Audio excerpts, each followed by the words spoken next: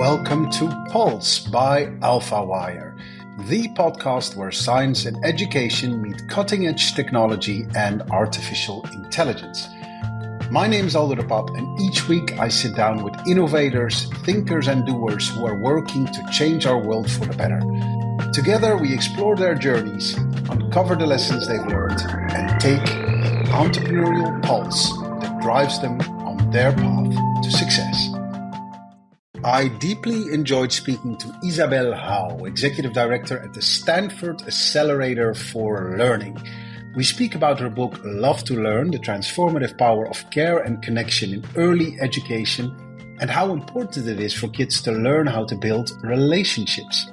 Isabelle is an expert in creating and understanding impact, specifically in education, previously having worked for the Omidyar Network, Imaginable Futures, and Morgan Stanley.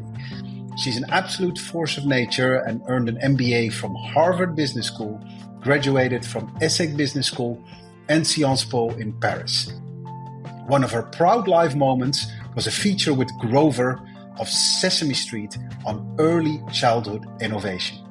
It was a great honor to chat to her. Please enjoy my conversation with Isabelle Hao. Thank you, Aldo, for having me. Yes, and I couldn't be more excited because we have something very important to discuss. Your book, Love to Learn, the transformative power of care and connection in early education. I want to get all into that. I'm double invested as someone who cares about education, but also as the father of a 6-year-old who is a little bit beyond her early learning stages, but still very relevant, specifically what love and connection and the relationship mainly with her father can do for her. So want to dive into that. But of course, I also want to talk to you about the important work of the Stanford Accelerator for Learning. And let's start there. And I looked at the website and I just want to read this before I let you comment, because I thought it was so well put that the accelerator focuses on learning challenges most in need of new discoveries, evidence, and solutions where we believe Stanford can make the most difference, can make the biggest difference.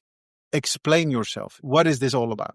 Yeah, so Aldo, you know this, but Stanford University, and especially at the Graduate School of Education, but also in other schools, we sit on extraordinary research and knowledge about how humans learn.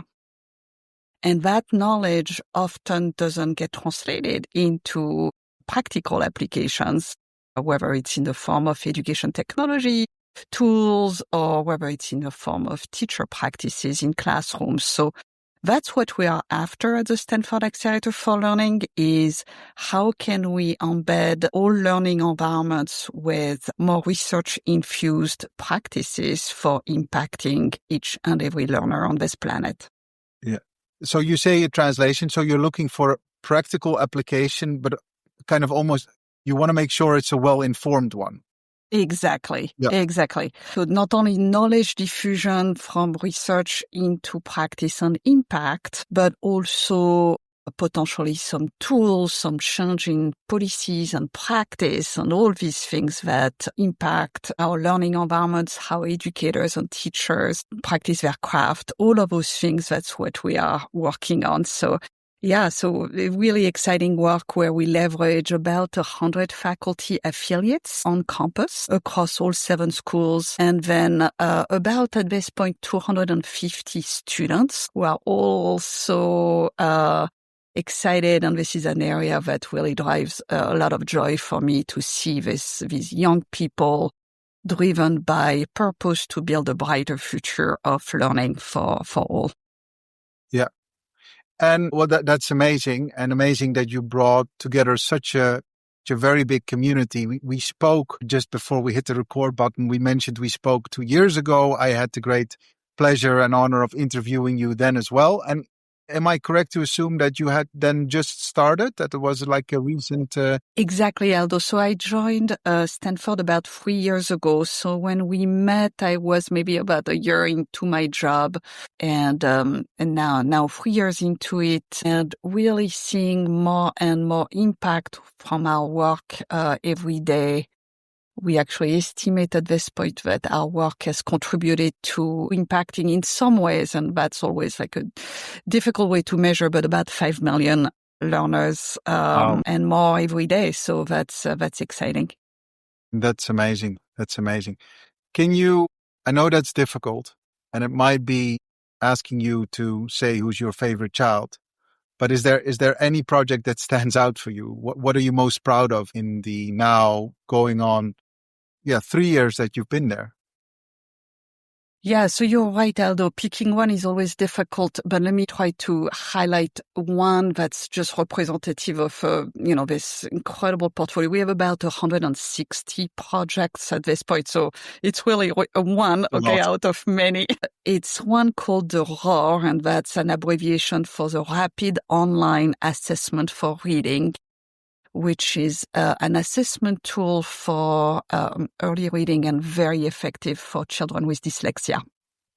Okay, yeah. In the US and in many parts of the world, we identify approximately 5% of children with dyslexia, but it's estimated that it's about between 20 and 25% of children who are struggling with some dyslexia. So there's a big gap between, the identification and then the ability to provide supports for those children. And also the other big issue with dyslexia and early reading is that the earlier, and it applies to many other areas of learning, but certainly for early reading and dyslexia, the earlier a problem is identified, the better and most appropriate supports a child can receive. And also, I would add that if a child is not identified early for these struggles, there may be additional issues such as bullying, such as, self-esteem issues that may arise naturally in that child's lives. It's very important to try to identify those challenges as early as possible and provide the appropriate supports.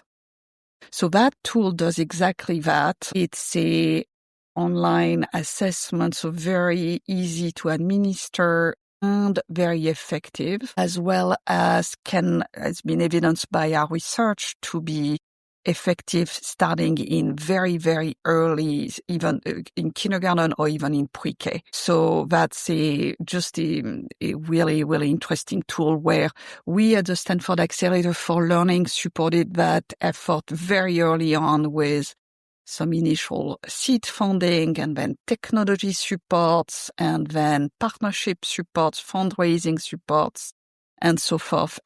Very proud to say that tool has been adopted by California as one of the 4 screeners that California is mandated for every school to adopt over the next few years.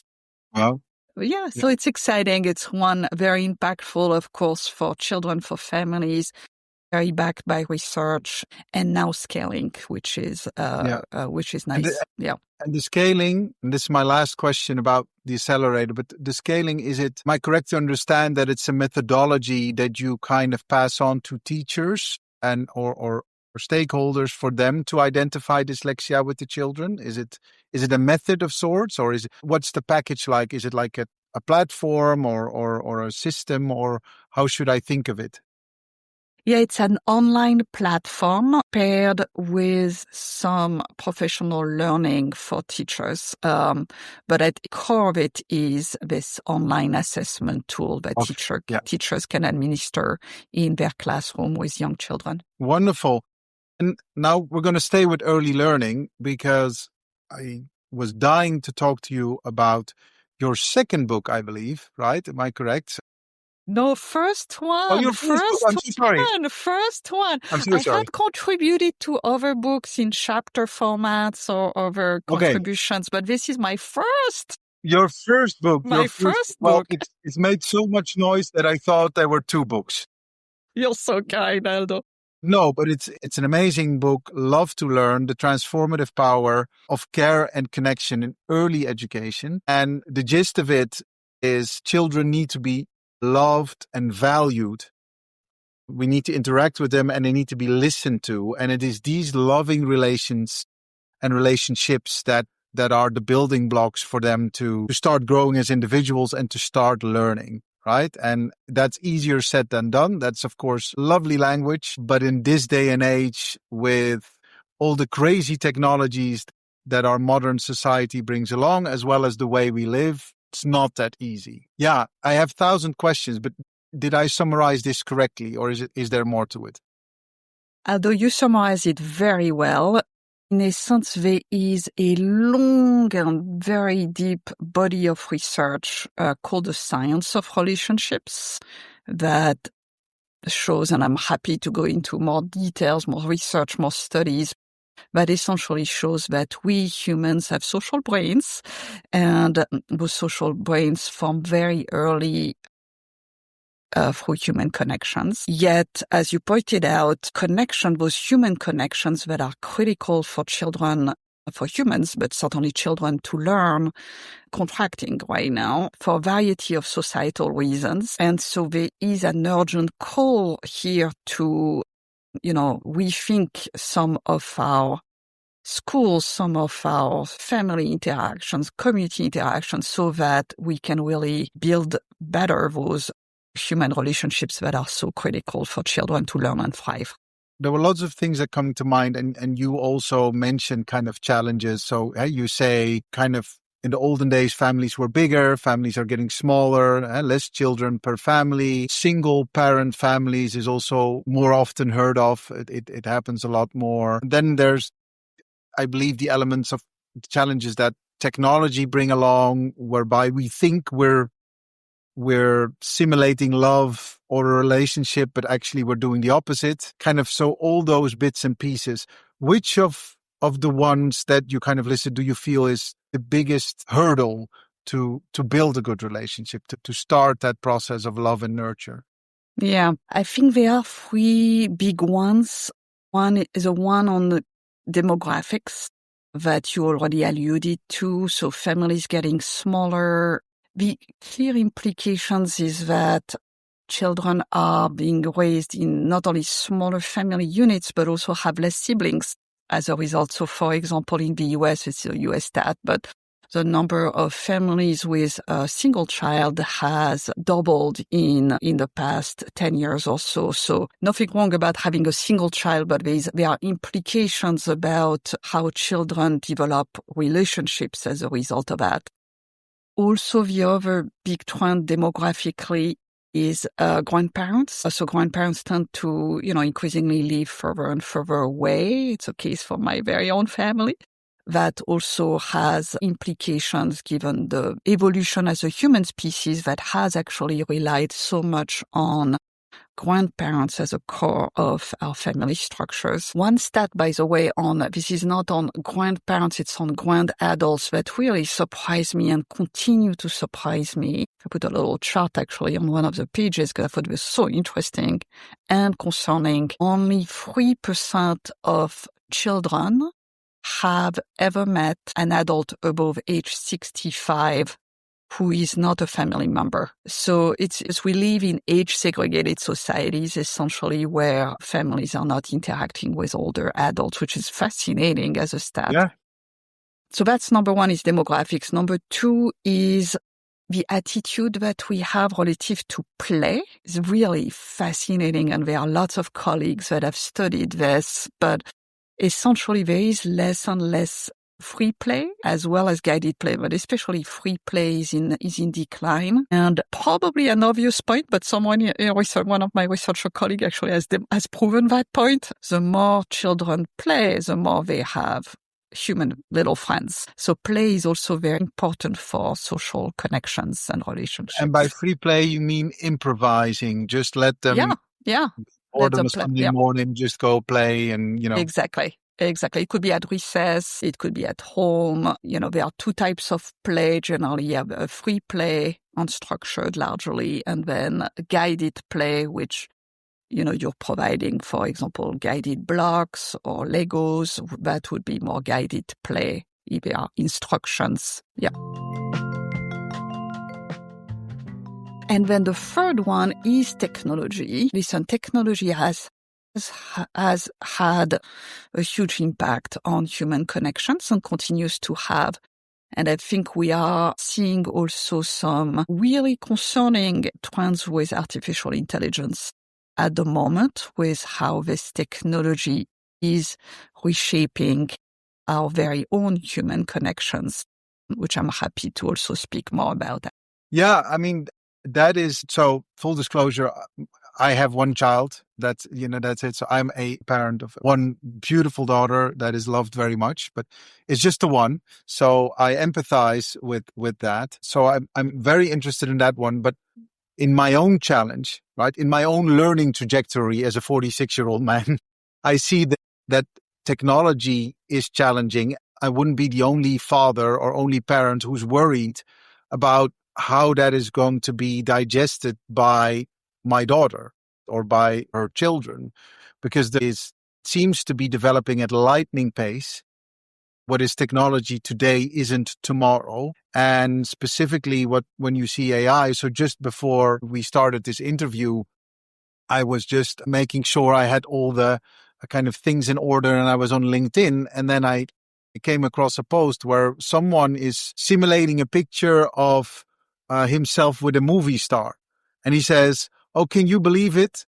I'm not with this movie star, but, I'm so proud that I created an AI picture of me with that movie star."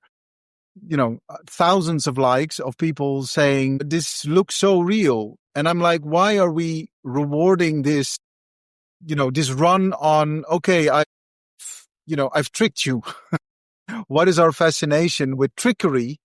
And what do we think to get out of it in terms of our own learning? Because we're kind of fascinated, like, oh, AI tricked us. It really looks real that I'm here with, let's say, the Pope or, whoever, whilst I'm not. I just wonder what good does it do? Importantly, this element of trickery, how do we want our children to work around that? Because, this is just one example, right? And then there's the element of what will learning look like for children, because that is also like, do they just need to learn how to master AI, or like how to work with something like ChatGPT or Claude or whatever it is, or is it going to be different? Yeah, Aldo, there are so many great questions here. So maybe stepping back for 1 second. So I think technology has 2 levels of impact on our children. One is a direct to child technology. So if a child is using a technology tool or a device, that's one. And then the other one is when the adults are using technology interferences, with which one of my colleagues has renamed technoference, where technology interrupts a human relationship, also have interesting and negative, for the most part, impact on our children. So let me start with the second one, and then let me go back to child-facing technologies. For adults at this point, that's a stat from this past year, and it's a US stat, but I assume this is very close worldwide. We pick up our device. The average American picks up their device 205 times per day. And we can all check our averages on our phone, the data that's available on most phones. My stat was actually a little higher when I checked a few weeks ago, so no judgment on others here. Yeah. The reality is that we are checking those devices a lot, and as a result of this, the child sees this.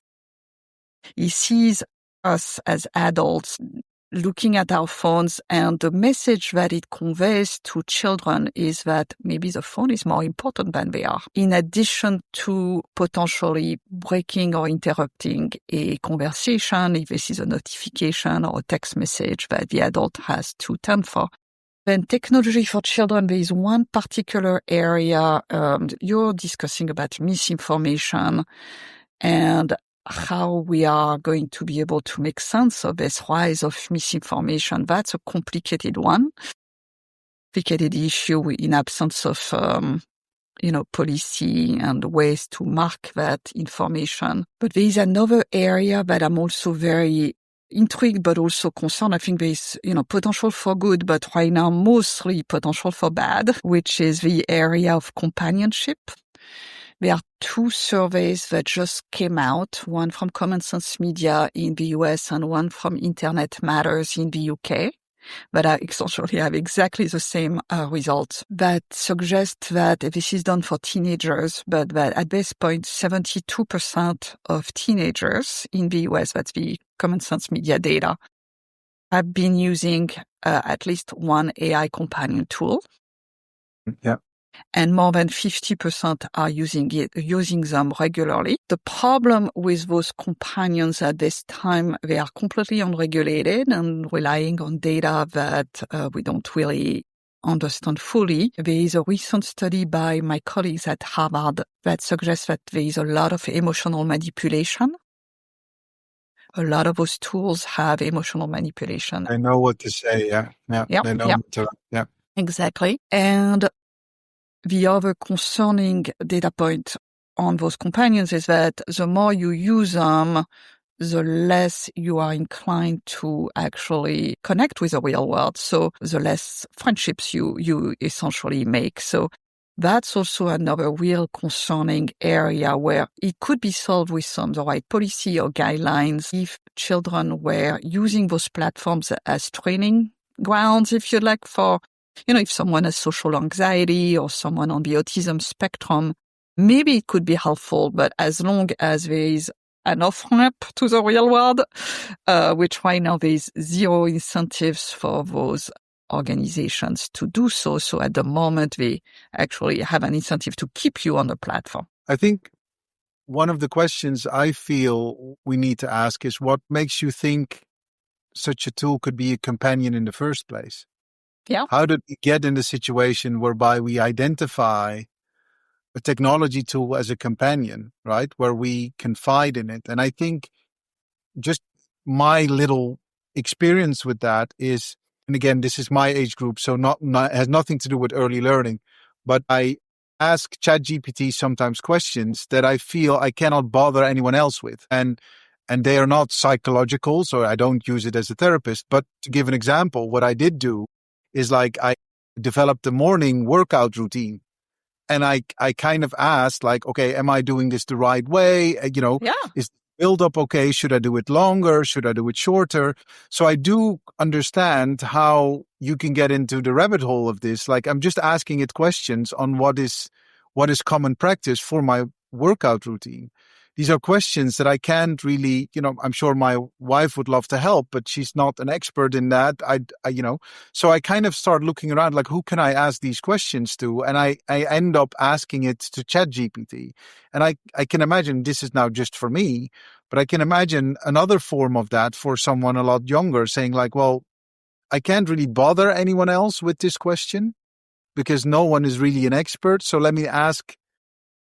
That's where I could see it starting, right? Such a journey, but it bothers me, and I feel it disturbing as well that I said like, why am I asking this to this tool, right? I should go talk to someone in a gym or an expert who knows a little bit more about that if I have these questions. Yet it's too tempting to ask.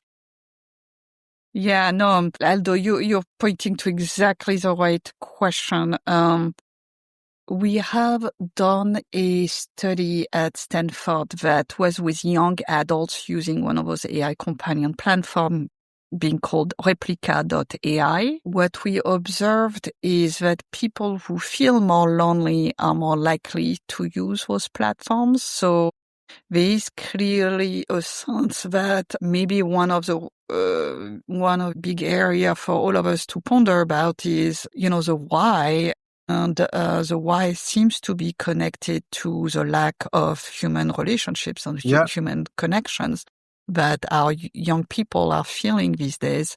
These platforms are almost like filling a void for a lot of people. There may be also spaces where they may be very helpful, access to, for example, a therapist at night might be helpful if you don't have, as you pointed out, access to a human, this may be a better alternative, but with the right guardrails, with the right and right now the problem is that we have very little guardrails. So that's the issue that we're having, is that there may be some really positive use cases and very good reasons for why our young people are using those tools.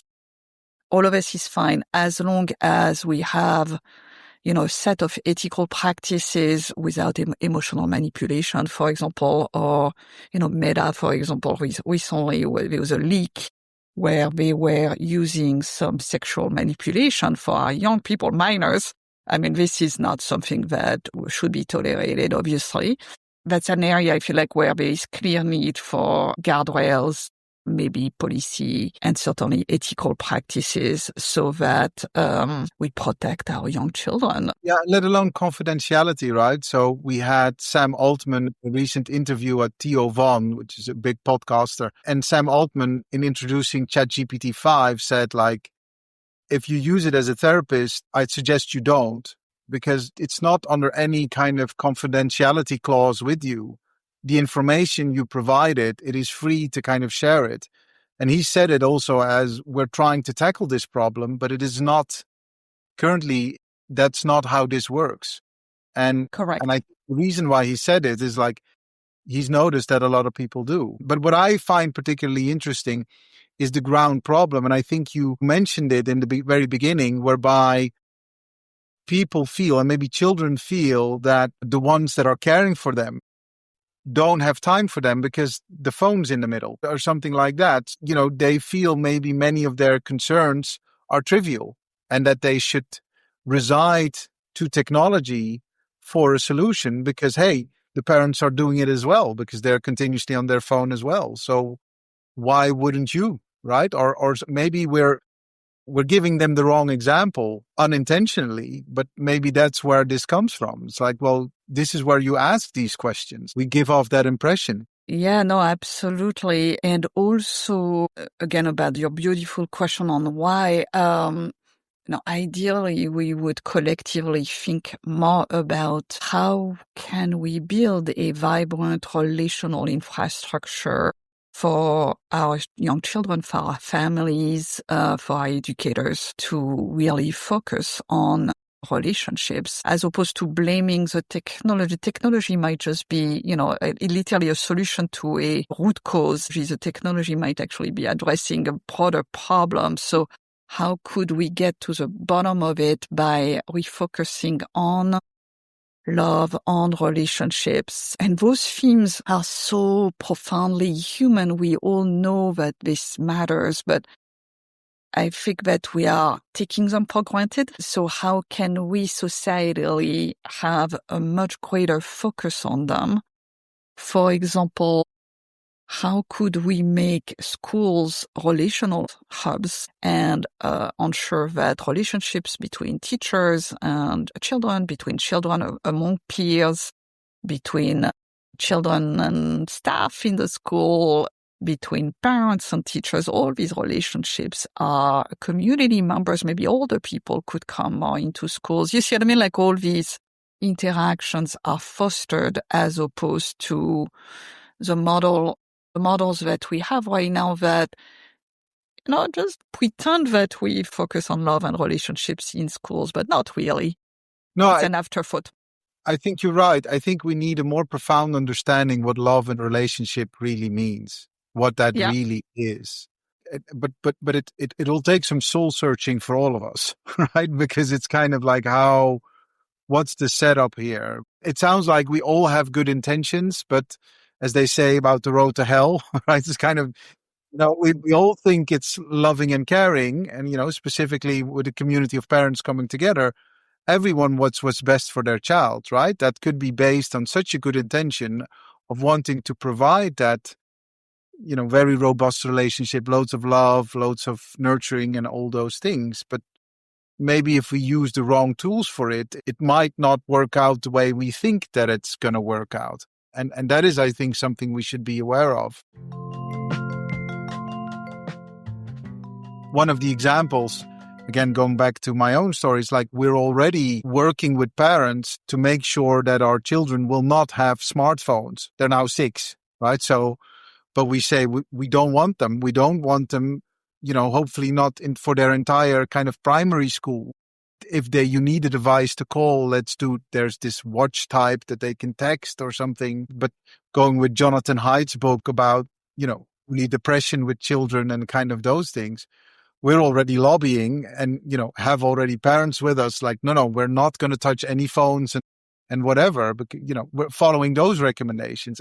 And we hope that that's the way, right? That we say, well, let them play together as much as they can outside, and if they need us, they can send us a text message or, tops with the device that they have if they really need to have one. But that's it. No applications, no other form of communication until they're good and ready with their brain to get onto technology. What I'm trying to say is we think that that's the way, but maybe it's not, right? Maybe, but yeah. Yeah, I think this is part of the answer. And again, I would also add some good reflections for all of us as parents and family members about our very own behaviors as adults with technology. So, for example, very simple recommendations that Jonathan Haidt and others have been promoting too is ensuring that that family dinners, for example, are protected from any device. So device should be put in a basket or some other place where they are not disturbing a very precious time. Families who have dinner together, there's a lot of research on the benefit of dinner time. Dinner time may not be, some families may be working at night. So dinner time is just one example. It could be other times during the day, but the essence of having some time as a family together that's protected from any device, both child and adult, I think is a key message. But it's crazy, Aldo. I mean, I quote some of the stats in my book, but for example, there is one research that had looked at behaviors from parents on playgrounds and showed that the observation was on a 20-minute play observation on the playground. And 75% of the parents were 15 minutes or more out of those 20 minutes on their device. So essentially, they are not looking at their child. They are not interacting with the child. They are not interacting with other parents on the playground. You see what I mean? Like this is and again, there's no judgment from me. We are all, thinking about these, but the adult piece is also very important reflection. Yeah. Yeah. Well, yeah. I confess, I also look so many times at my phone. Many times that I look, I don't see anything. I'm still looking, right? And I have reason to believe that the applications that I use in their development are made to be addictive. So they want me to come back to these tools, right? Yeah. So I really need to stop myself in my tracks and say, I'm not doing this. I'm stop using them, because I think if you would call out any parent, they would right away throw it away if you call them out on it. But yeah, I think we need to be introspective enough to say, well, hey, we're a little bit addicted as well on these applications. It's also our brain that is doing this, right? Exactly. And what can we do to reduce our addiction here? Maybe be less on social platforms or do less or do it in a certain time slot or kind of all those things, which isn't easy. And again, no judgment. It isn't easy, but it is something that we should all look at, because we can't have the expectation that our child should not be on a device if we are all the time, right? That's an unfair assumption. So, Exactly. There's obviously clearly also, parents are first child teachers, so there's also a modeling effect. The child sees that parent or adult cares about that device. So there's also this modeling effect that's very obvious that happens for younger children. Yeah. What do you think is the biggest positive takeaway of the book? It's amazing. Okay, I love to learn, and I like the fact, let's nurture, let's provide love. It's not going to be easy, but it can be done. Where do you think, which one message would you like people to remember, from your book, if they, let's say in 20 years, Yeah, no, there is one key one, which is that not only today, this concept of relationships is highly predictive of long-term success, but I believe that relationships will actually become more and more and more important in our future societies as one of the core components that can't be replicated by technology. And so as a result, this focus on what I call relational intelligence as an alternative, and I call it RQ, as an alternative or as a complement to IQ or EQ, I think is our future. So not only today we know this is highly predictive of long-term success, but also that this will become even increasingly more and more predictive of long-term success. By that you mean, by RQ, you mean our capacity to build relationships. Exactly. To relate and connect and empathize. So maybe kind of what is the difference between emotional intelligence and then RQ, as you said? What's the difference between EQ and RQ? Or is there none? Maybe I don't, maybe. So they are close cousins, but they are a little bit different. EQ is emotional intelligence, which is a very self-view, whereas relational intelligence is our capacity to connect and relate with others.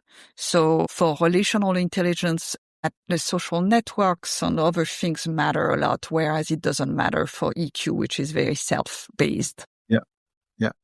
And just to specify, it is our capacity to build human relations, meaning person to person. It's not our capacity to build relationship online, right? Because there are applications that sell themselves with the pretension that they will help you to build relationships online. That is not the type of relationship you refer to, or is it included? It's primarily focused on human relationships because it's, again, the research is extremely strong on the importance of human-to-human connections. There is an emerging body of research on the biological effects of machine relationships. Honestly, this is nascent. We don't really know and understand yet what it does, some of the benefits. So right now what I'm speaking about is purely on human relationships. Will there be in the future some form of what Ethan Malik or others are calling co-intelligence, where there will be some increasingly human-machine connection? Maybe. But again, we don't really understand yet what are the impacts of all of this especially on young brains. So what I'm really focused on is human relationships. I get the part of co-intelligence, which is a very interesting avenue you've taken here. But the one I meant more was dating apps, right? So a relationship is formed, but the means to do it is done through technology, right? So my wife and I, we were colleagues. We met each other at work, and that's how that started. But I think nowadays, many people, including some of our friends, met through a dating application. So a relationship emerged because they use technology, right? And I think as this progresses, you're going to see more of these. So relationships can be induced through technology. They're still human. They're two human endpoints, but the means they use is technological one. This might be too far-fetched, but I just wanted to raise, like, you could have a good relationship like people had in the olden days. They wrote letters to friends far away, right? That's a relationship. You never see the person. You do an exchange of letters, but that could also happen online. Is that also a relationship? Would that count under RQ, or would you say, well, it's more who you see in person in your own direct environment? Research is a little mixed on this, but generally suggests that especially for very young children, that really the mediation should be human for synaptic connections to materialize, for language to occur, all these things. For older children, teenagers plus, there are some benefits in, like, for example, I'm thinking gaming. There are certain gaming platforms that have been demonstrated to really foster connections among young people that are really good, really beneficial. It might be the case that, technology can be a pathway to augment some of the human connections, but also really having a profound conversation about where it doesn't, and where technology also isolates us further, because right now that's also what the data suggests on AI, is that there is a profound risk of greater isolation, not greater connection. Isabelle, we could talk for 5 more hours, I think, on this topic, yet I appreciate your time. My last question is always about reading recommendations. And you've had such an interesting career thus far, and you're going at 1,000 miles an hour now, especially with this book. But is there any kind of type of reading that inspired you to do what you're doing today that you care to share with our listeners? Yeah, there is one that comes to mind straight away. It's a beautiful book called The Book of Joy. It was a collaboration between 2 amazing spiritual men, the Dalai Lama and Desmond Tutu, across two different faiths. And it's a reflection about the importance of joy in life. Joy and love are a little different feelings, but they are actually close cousins as well. So I think this book has been very formative for me in so many ways. Nice. That's such a beautiful recommendation. And I've heard of it when it came out. I think I read snippets of it, maybe a review or an article, but I don't know if I read the actual book. So that's going to go on my list, most definitely. Isabelle, the people can buy Love to Learn, the transformative power of care and connection in early education. Everywhere it has the highest and best reviews on Amazon, and a big congratulations for this book. I can imagine it's been quite a year for you with this book coming out and spreading the word about it, but I think it's very well deserved. So my hat's off to you, and thank you for talking about the book here on our little show. Aldo, thank you for having me. It's such an honor to be, and a joy to be reconnecting with you. Thank you. You're very welcome. Thank you. You've listened to Pulse by AlphaWire, produced by Natalie Piles and Amela Faisal, with great music, The Optimist, written by Holly Hamill, performed and produced by Aldo. Episodes hosted weekly by me, Aldo the Pape.